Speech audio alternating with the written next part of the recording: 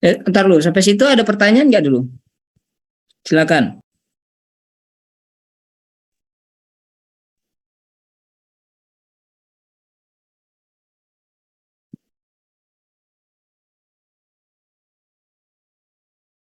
Ayo, sampai situ ada pertanyaan nggak dulu?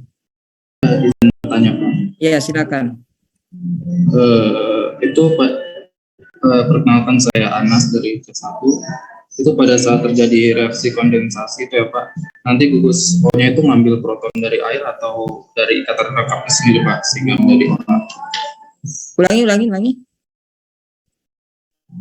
Pas reaksi kondensasi Pak, itu nanti gugus O-nya itu yang pada benzaldehid itu ngambil proton dari air atau ikatan kakapnya sendiri. Mengambil protonnya dari air. Tentu saja dari air. Protonnya dari air.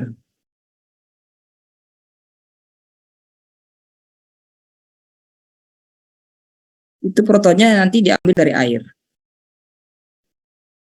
Jadi bukan dari karbon yang di sebelahnya, ya, proton dari karbon sendiri. Coba ulangi tadi. Protonnya ini. Kan pas reaksi kondensasi itu eh, ikatan rangkapnya itu kan pindah Pak, ke O-nya. Jadi itu jadi OH atau bukan Oh, ya ini Pak? ini C, ini O. Jadi ini jadi CH2, ini jadi C ini ya, ini menjadi CH2, ini menjadi OH dulu di sini. Nah, nanti karena OH itu kan gugus, dia akan mengalami reaksi eliminasi di sini. Nah, jadi yang tunggal dirangkap dua, tapi OH-nya itu nggak mudah pergi karena jauh pergi.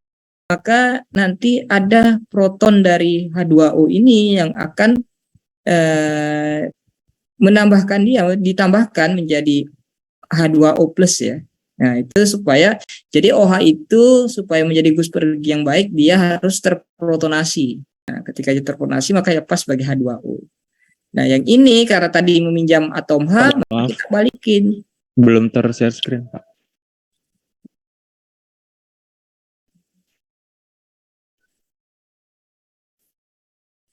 Nah, jadi ini ya, jadi di sini di CH2 itu ikatan tunggal dulu awalnya. CH2 di sini ada OH. Ini terbentuk OH di sini. Nah, setelah itu nanti karena OH ini akan mengalami dua ini ketika ada OH dan H bersebelahan itu mudah mengalami reaksi eliminasi itu. Tetapi eliminasi berubah menjadi air gitu. Tapi eliminasinya secara eh, apa ya? Secara mekanisme nanti OH itu mengambil proton air dulu. Pinjam dulu protonnya air karena dia gus pergi yang baik yang buruk OH ya harus diprotonasi dulu supaya membentuk H2O. Nah, H2O itu adalah gugus pergi yang baik. Nah, ketika dia sudah lepas, maka di sini nah, tadi kan pinjam satu H maka ini dikembalikan. Nah, sehingga dia menjadi rangkap. Nah, jadi tidak langsung berubah begitu. Kadang ada kalian menulis langsung berubah, tapi secara mekanisme itu dia mengambil proton dari air dulu karena tadi kan hasil reaksinya pasti menghasilkan air gitu. Tuh. Ada lagi? Baik, terima kasih Pak. Oke.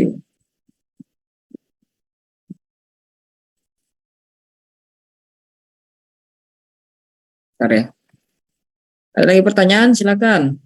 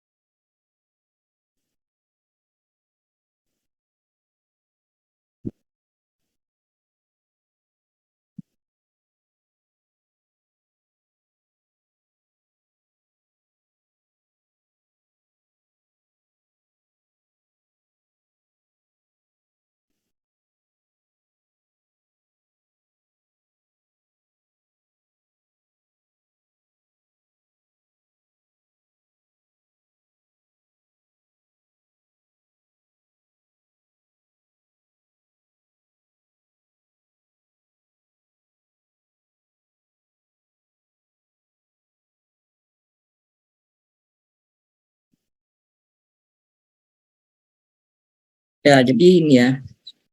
Cari dulu.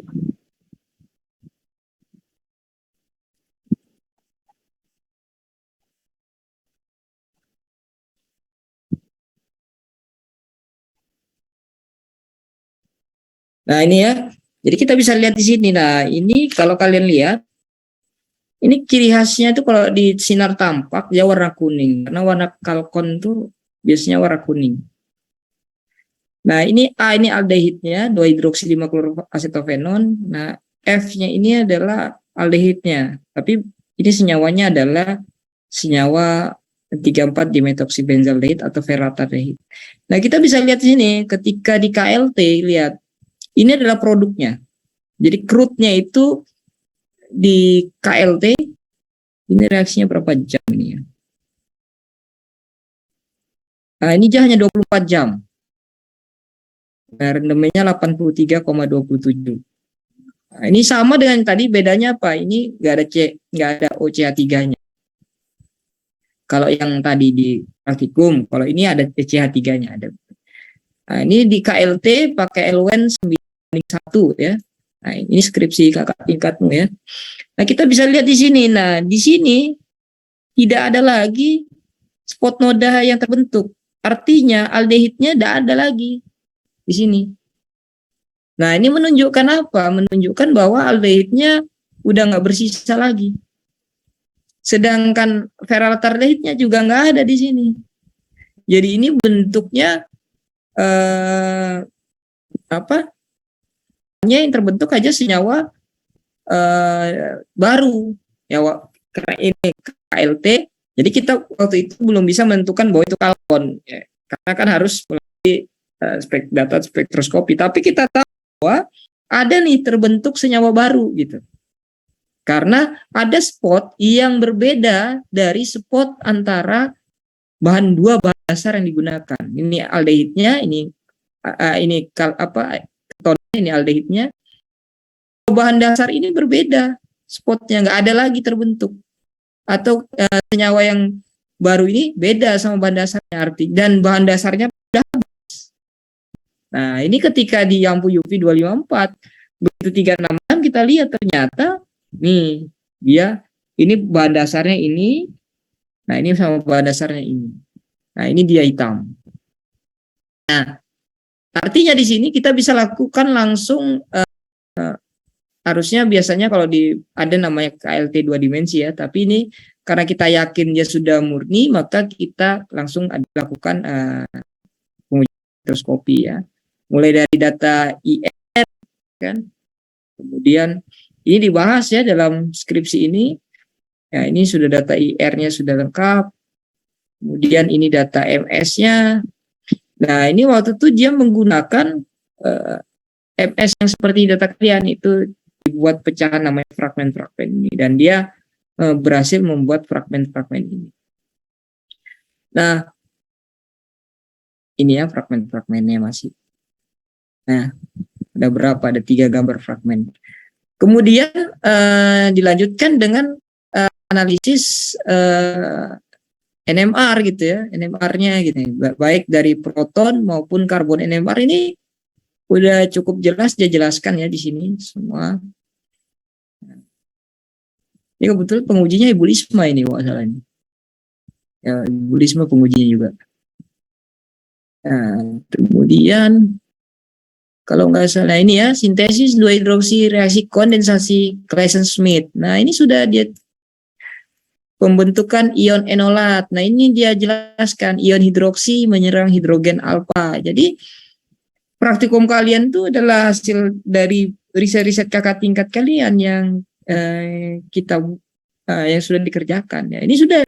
Jadi kalau kamu baca skripsi ini sudah sangat cukup jelas pembahasannya gitu ya. Elektron sehingga H alfa terikat lebih lemah, mudah dilepaskan, ion inolat. Nah, ini bahkan dia buat mekanisme. Nah, ini tadi ini CH3. Nah, protonnya diambil oleh ini sehingga membentuk CH2-. Nah, CH2- ini mengalami kesetimbangan. Ya. Makanya ini namanya sebenarnya ketoenol gitu. Ini adalah ketonya, ini adalah enolnya. Enol itu berasal dari kata en dan ol gitu. Ini adalah alkenanya, kalau ini jadi H kan jadi OH, alkohol. Makanya ada namanya kesetimbangan keto-enol. Ini dalam bentuk ketonnya, ini dalam bentuk enolnya. Nah, ini membuat dia, inilah nukleofilnya, CH2-amin atau ini sama. Nah, ini nanti dia mekanismenya, nah ini ya, dia O-nya mengambil hidrogen ini gitu. Nah, nanti setelah ini hanya dia tidak menjelaskan bagaimana pelepasan OH. Nah, ini ada satu step lagi bisa dibuat, bagaimana cara melepaskan OH ini sehingga membentuk. Nah, ini adalah hasil skripsinya dia ya. Nah, itu. Ini ada di perpustakaan. Ini ada data-data proton NMR-nya. Nah, ini ada perhitungannya. Nah, ini nanti kamu buat perhitungan begini. Dan juga perhitungannya di skripsinya itu. Bagaimana bisa dapat 83,27. Nah, ini adalah senyawanya. Ini sama persis. Jadi hampir senyawa kalkon tuh bentuknya begini semua, kuning. Ya, kuning seperti ini. Apalagi yang dari 2 hidroksi 5 kloro itu kuning. Ini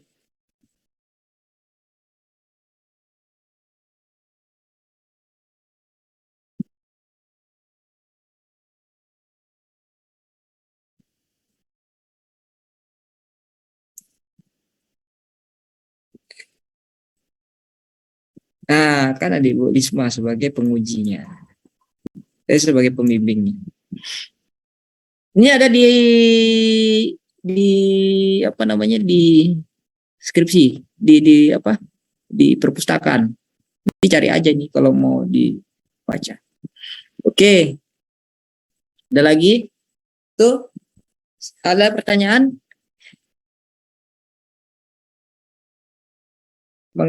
Terkait tentang mekanismenya tadi. Itu dulu.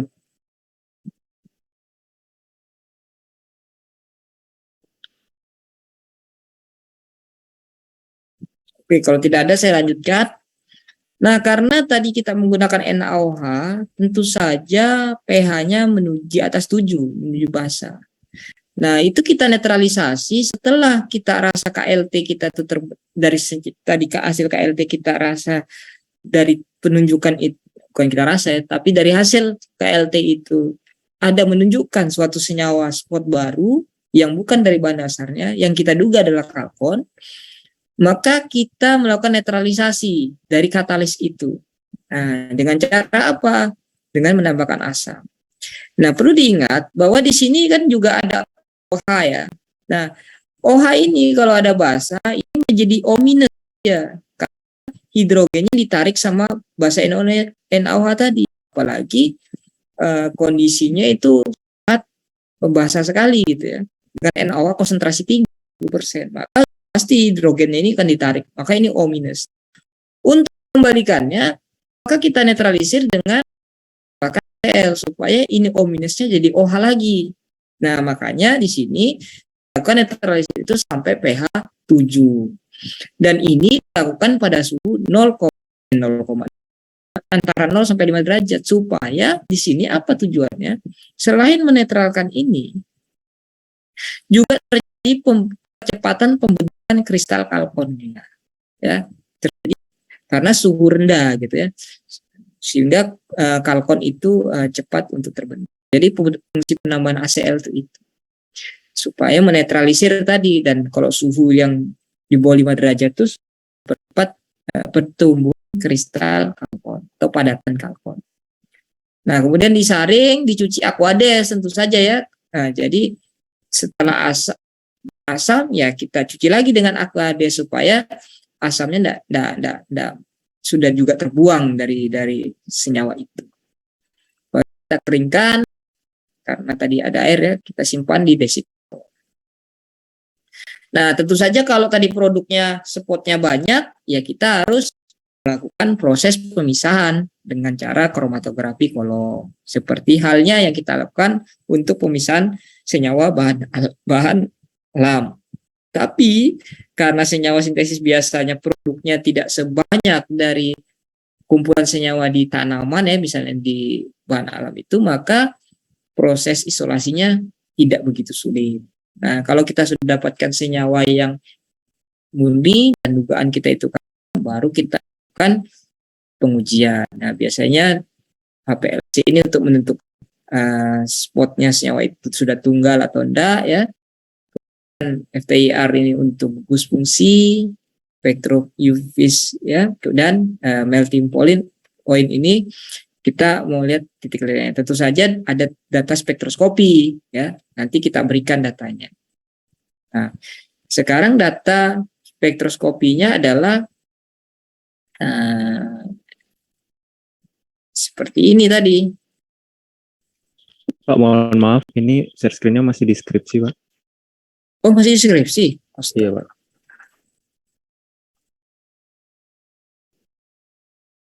Apa namanya? Nah, ini ya.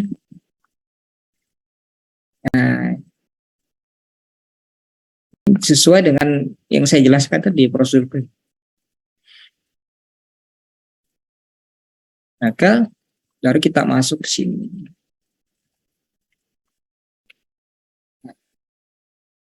Nah, ini nanti kita jelaskan satu-satu ya. Kita jelaskan satu-satu. Tadi reaksinya udah, tinggal dibuat lagi. Nah, ini kita jelaskan satu-satu. Apa maksud 221, 283, 386.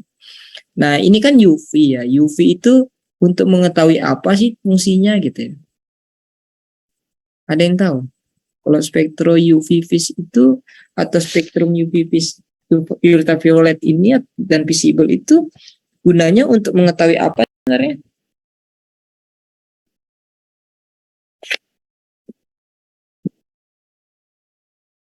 Kira-kira untuk apa?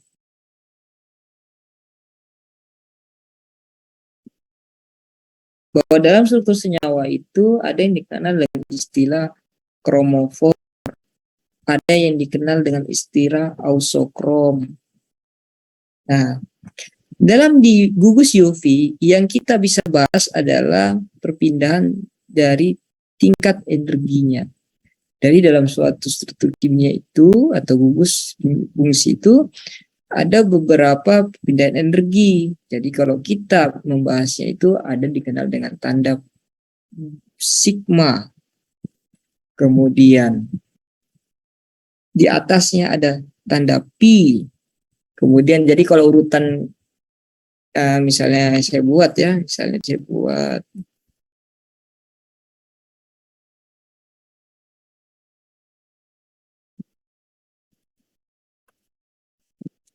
jadi paling di sini ada sigma,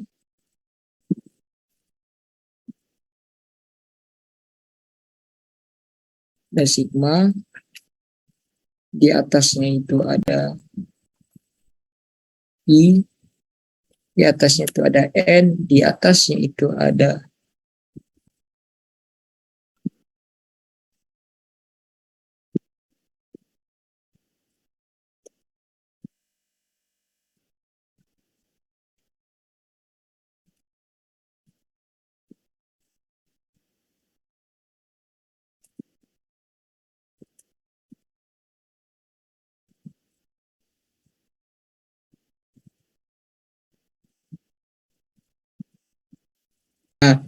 jadi tingkatan energi ya, ada sigma, pi, N, P bintang, dan sigma bintang.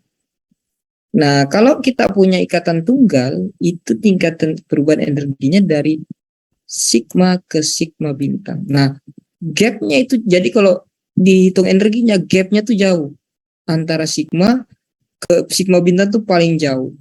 Itulah ikatan tunggal gitu ya. Ikatan tunggal tuh makanya dia tidak tampak biasanya untuk golongan-golongan senyawa seperti metana, gas ya, atau etana, karena dia ikatannya banyak ikatan tunggal tadi. Nah, bagaimana apa maksudnya yang pi ini? Pi itu ketika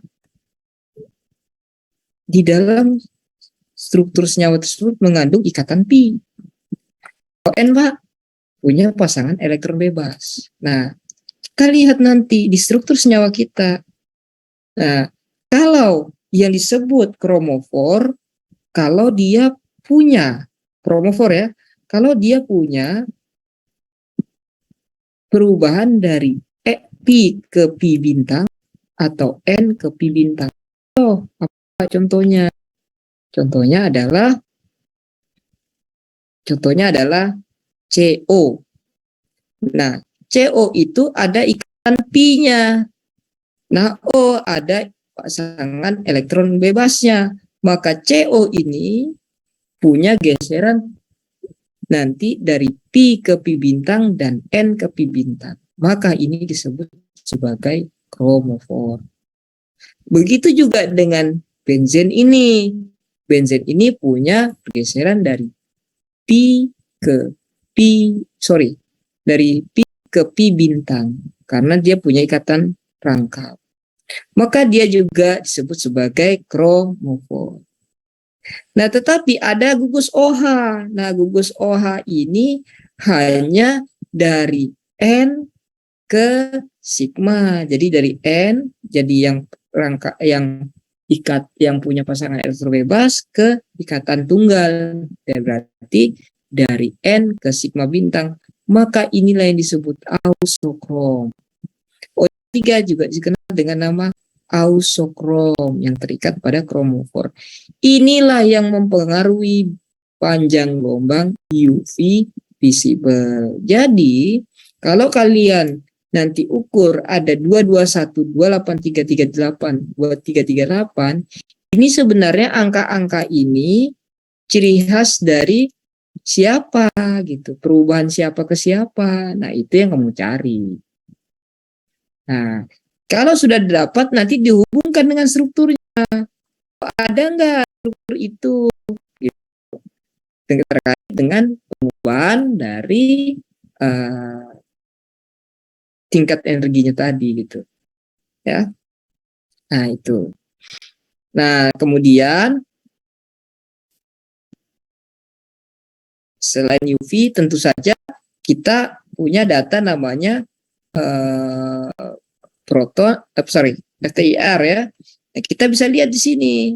Ini ada yang di buletin ini siapa, 3.200 siapa, 1.600 siapa. Nah, sebenarnya kalkon itu paling mudah untuk dideteksi pakai FTIR aja cukup gitu. Tetapi masih terlalu kasar lah istilahnya. Kenapa kok?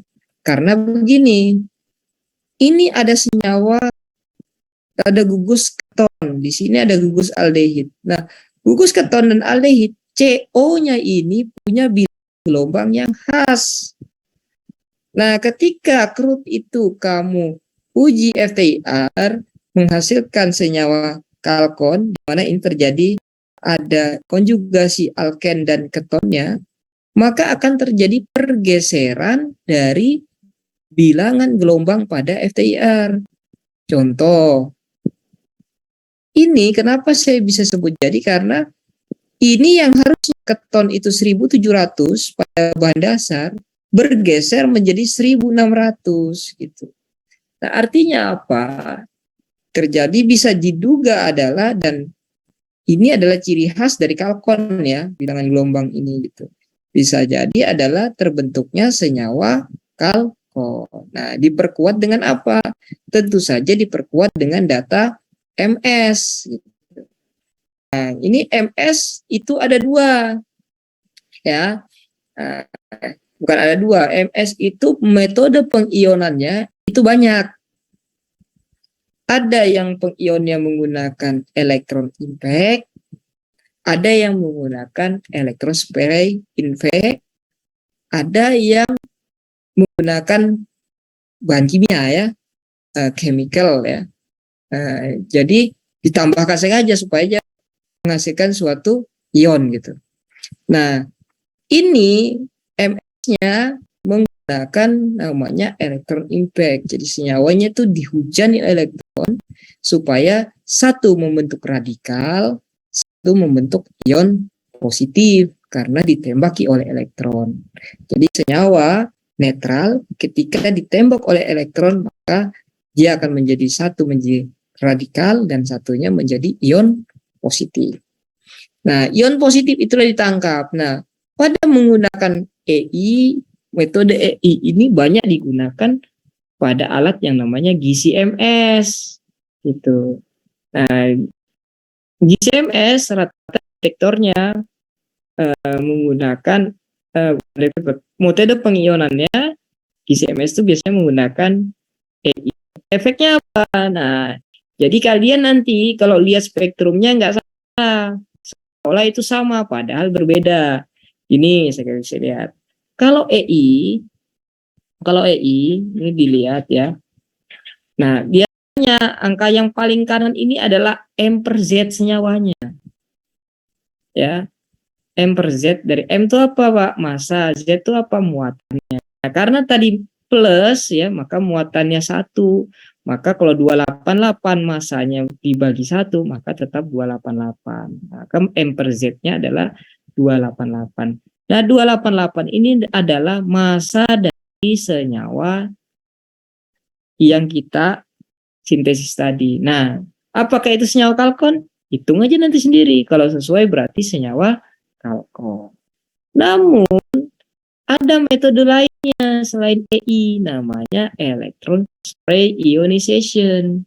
Nah, itu yang didapat dari mana? Itu datanya yang kalian pakai waktu praktikum pertama. Nah, itu electron spray ionization. Artinya, Pak, yang di sebelah kanan ini belum tentu masanya senyawanya. Nah, electron spray ionization itu metode pengionannya beda. Kalau ini dihujani elektron, kalau elektron spray itu molekulnya tetap netral, tapi hanya diubah ukuran partikelnya. Misalnya air kamu buat dalam bentuk spray, maka ukuran partikelnya akan semakin kecil. Makanya dikenal dengan elektron spray. Tetapi ketika molekulnya kecil, apa yang terjadi? Dia belum ada ionnya, ubah aja ukurannya, sedangkan detektornya harus mengenal dia sebagai ion, baik ion positif maupun ion negatif. Makanya ada dikenal dengan ESI plus atau ESI negatif. Nah, data yang kemarin kalian buat yang pertama itu ESI negatif karena gugus karboksila. Tapi kalau dia bisa juga sebagai ESI positif. Makanya dalam percobaannya itu biasanya dikenal dengan istilah M plus H plus, M plus Na plus. Nah, kenapa Pak ada H plus dan Na plus? Atau dikenal dengan ion siodo, tuh, ion yang sengaja ditambahkan. Nah, ini karena tadi kan akibat partikelnya dikasih kecil, maka molekulnya ini detektornya membaca yang itu, tapi molekulnya kecil ini muatannya netral. Maka supaya dia punya muatan, maka ditempelilah ion siodo ini pada permukaan partikelnya. Sehingga kalau yang nempel H berarti M plus H. Yang nempel Na berarti M plus N. Itu yang dikenal dengan ion siodo. Nah, makanya kalau pada SI itu belum tentu yang di ujung massa molekulnya, tetapi bisa jadi di tengah-tengah sini gitu, karena dia sensitivitasnya biasanya lebih baik. Nah, jadi nanti kita lihat data-data yang menggunakan ESI, yang menggunakan eh, yang menggunakan contoh yang menggunakan ESI ya misalnya.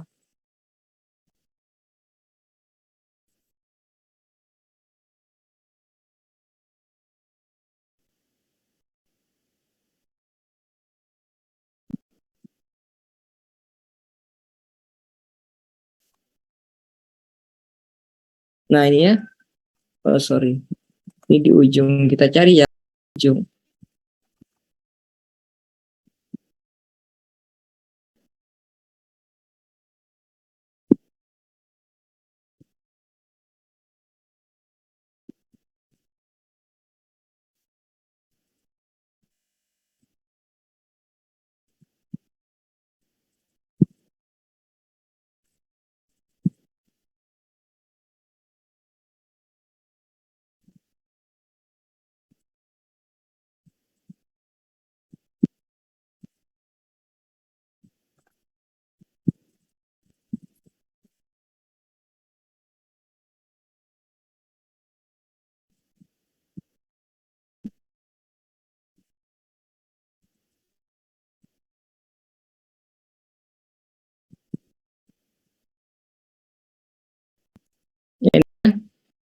Contohnya ini kan banyak nih, ya. Ini kebetulan di ujung ya, dia semua pada di ujung karena dipotong ini ya. Padahal ini masih ada sebelah kanannya, tapi ini adalah masanya dia gitu, 380,225. Nah, ini sebagai M plus H plus. Nah, dari sini aja, dari spektrumnya aja berbeda. Nah, ini ada angka 4 angka di belakang koma, artinya sensitivitasnya jauh lebih tinggi ya dibandingkan tadi yang hanya satu yang enggak ada ya. Enggak ada yang ini tadi kan enggak ada nih. Nah, enggak ada komanya. Jadi harus tahu bedakan data ESI dengan EI. Nah, ini adalah masanya, tapi tujuannya sama untuk menghitung, untuk mengetahui massa dari struktur. Nah, kemudian baru kita masuk ke NMR-nya ya. Nah, ini adalah data spektrum mentahnya ya. Nah, nanti harus diajarin nih bagaimana cara menentukan ini. Nah, tapi yang paling penting adalah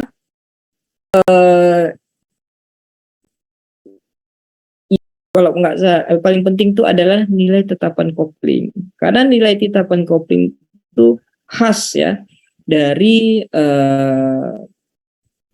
struktur, dari geseran, setiap geseran dari struktur tersebut gitu ya. Nah, makanya kalau kita belajar NMR itu selain pergeseran, yang paling penting juga adalah tetapan kopling. Nah, mungkin untuk spesifiknya saya tunggu dulu pertanyaan dari kalian.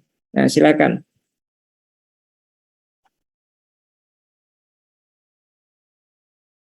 Ayo silakan. Ada pertanyaan nggak?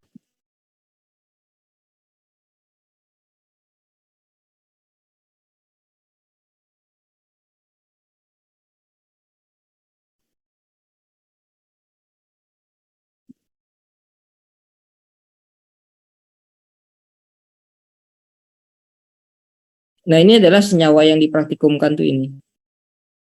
Ya.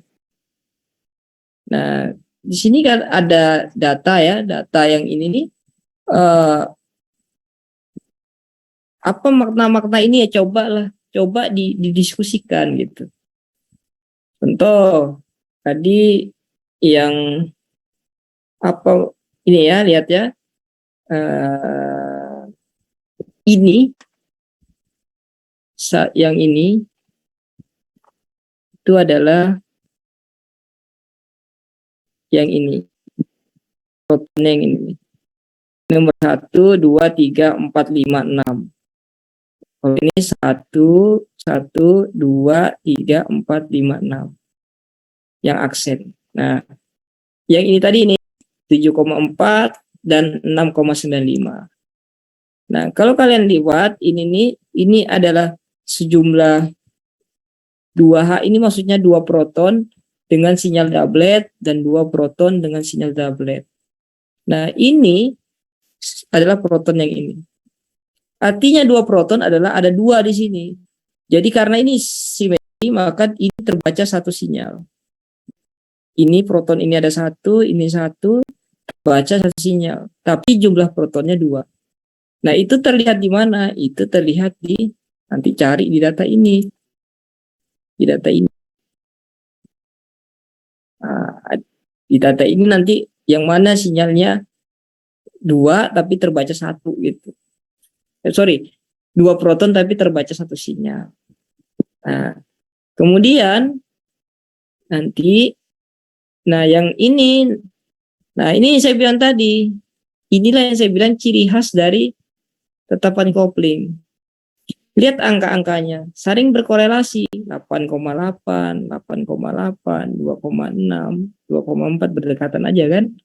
Tidak terlalu jauh. Maksudnya apa? Nah, jadi di dalam tetapan kopling itu nanti ada yang istilahnya kopling orto, kopling meta, dan kopling para. Nah, kalau dia pada posisi para, biasanya nilai koplingnya 0 gitu. Nah, yang paling bisa terlihat itu adalah nilai kopling meta dan nilai kopling orto.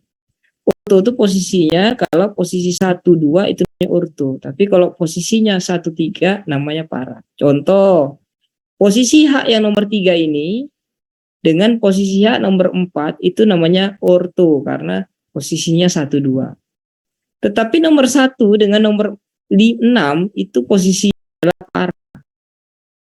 Nah, yang nomor 2 dengan nomor 6 ini posisinya meta karena 1,3.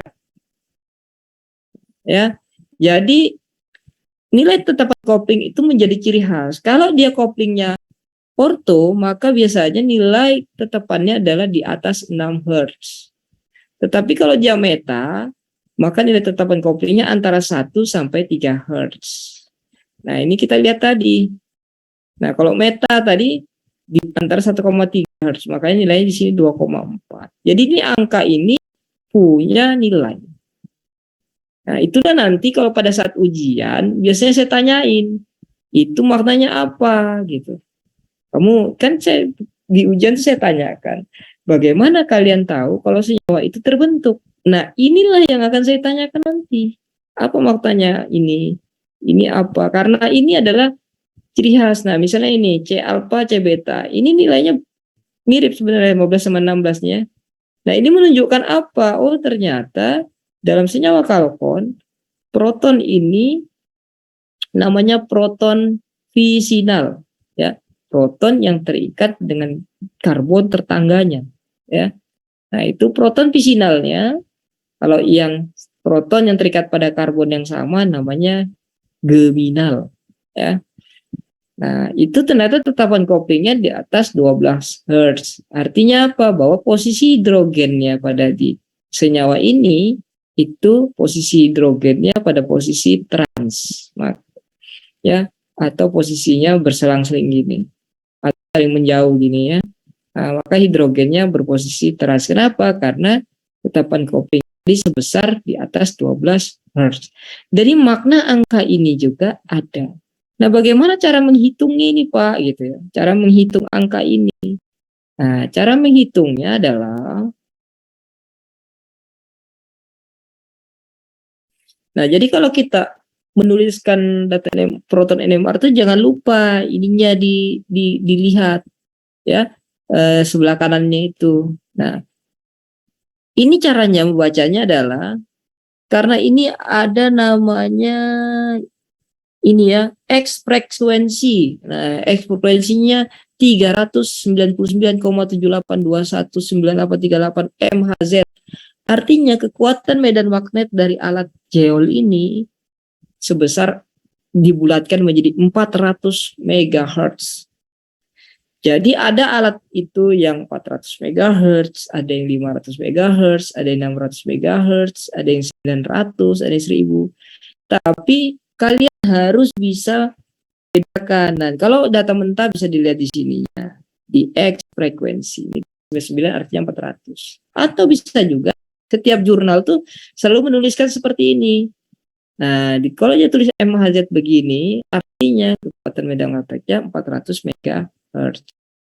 Nah, setelah itu apa? Cara menghitung tetapan koplingnya. Contoh, tetapan kopling itu apa sih? Jarak antar dua sinyal ini.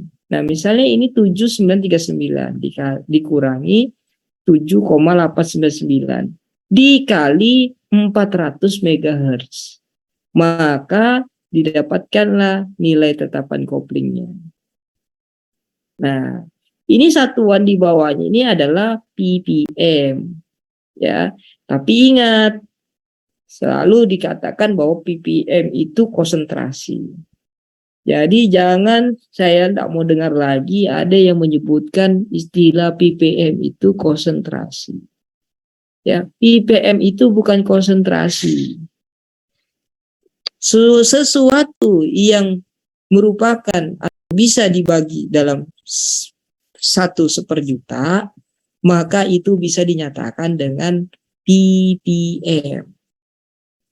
Miligram per kilogram itu 1/100.000, maka bisa dinyatakan dengan ppm. 1 mililiter per 1 kiloliter, maka bisa dinyatakan dengan ppm. 1 milimeter per 1 kilometer, maka bisa dinyatakan ppm. Jadi jangan selalu menyatakan ppm itu konsentrasi, karena ppm yang banyak ditahu adalah miligram per liter. Padahal kalau ditanya kok bisa miligram per liter bagian per juta, bingung kan? Nah, ada yang tahu miligram per liter itu kok bisa jadi ppm? Jadi tahunya ppm miligram per liter, padahal semua. Nah, ini bukan konsentrasi. Ya, ini saya jadi supaya nggak malu-maluin ya. Nah, ini ppm-nya di sini bukan konsentrasi. Ini nilai angka 6, 7. Itu adalah namanya skala. Jadi ini melakukan skala konversi begini. Alat ini kekuatannya 400 MHz. Cara logikanya gini, alat ini kekuatannya 400 MHz. Nah, tetapi pergeserannya ini hanya sekitar 0,1 Hz, 0,1 Hz gitu. Nah, kamu bisa bayangkan suatu skala yang 100 mega. Misalnya ada jalan panjangnya 400 km. Nah, kamu melihat dalam ketinggian di atas pesawat, jalan itu kelihatan. Tapi yang orang yang jalan di atas jalan tersebut kelihatan nggak? Nggak kelihatan. Kalau kamu gunakan skala 400. Makanya skalanya dibagi seperjutanya. Supaya pergeseran ini kelihatan. Oh, ternyata pergeserannya hanya 0, dari 69 ke 4 ke 7 itu hanya 0,1 ppm gesernya. Nah, supaya pergeserannya kelihatan, maka diubahlah skalanya menjadi, itulah timbul skalanya ppm. Jadi ini adalah, makanya kita lihat koplingnya ini, jaraknya ini biasanya satuannya adalah hertz. Nah, ini megahertz ya. Megahertz itu kan 100.000 ya. Nah, karena itu ini ada angka lagi 0, faktor pengkalian jadinya dia menjadi sepersejutanya. Nah, itu makna dari ppm tersebut. Jadi jangan dibilang nih apa ppm konsentrasi, bukan, itu bukan konsentrasi ya. Nah, itu. Nah, itu proton. Kalau karbon, nah ini karbonnya coba baca juga nanti karbonnya. Oh, karbonnya ini. Nah, ada ciri khas. Oh, kalau CO itu 192. Kalau metoksi 55. Kenapa? Nah, ini kalau nggak salah ada dijelaskan. Nah, ini ada. Tapi ini aja juga kalau mau lebih jelasnya ini ada deskripsi kakak tingkatmu. Ya, deskripsinya tuh lebih jelas. Kalau ini kan artikel ya. Nah, kalau deskripsi kakak tingkatmu tuh dia jauh lebih jelas ya. Dia jelaskan sedetail itu gitu. Oke, sampai sini ada pertanyaan nggak?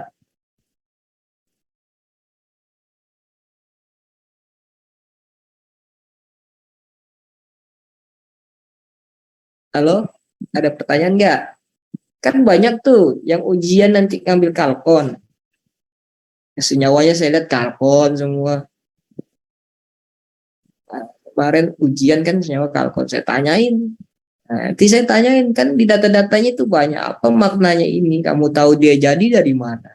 Harus tahu kan bahwa dalam tulisan si artikel jurnal yang diambil itu tahu jadinya dari mana.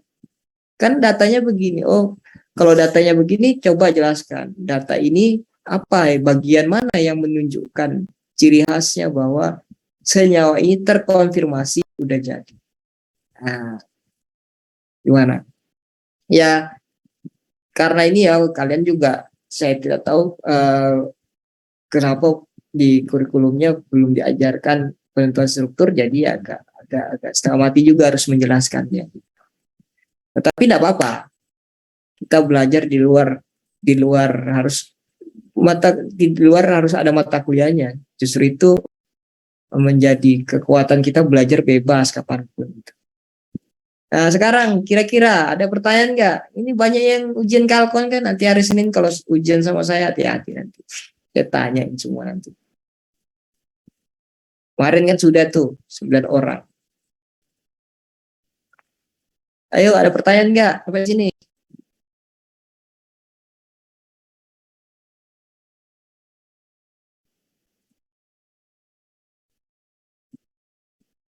Ayo silakan tanya. jangan diem aja. Ini ada orangnya nggak?